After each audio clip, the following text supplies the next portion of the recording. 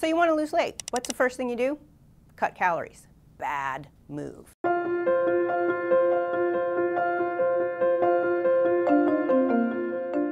Cutting your calories actually drops your metabolic rate. What does that mean? It means you burn fewer calories.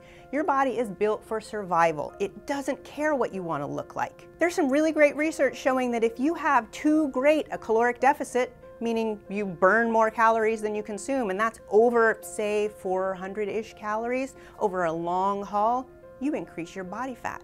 Your body is bred to survive. Best way to make sure that you drop body fat is to maybe have a small decrease in caloric consumption, meaning you might change what you take in a little bit, but exercising a little bit more. And no, that doesn't mean going crazy with that either. Yeah, we need to pay attention to what we're eating, we need to make sure we exercise more, but you also need to get enough sleep. Some really great information showing that how we sleep, how well we sleep, when we sleep, really affects how many calories we burn in a 24-hour period.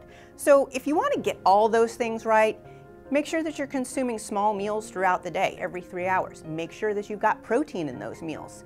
And make sure that you're consuming your largest meal in the morning and not in the evening. All of these things combine together to help you burn more calories in a 24-hour period without having to do more work.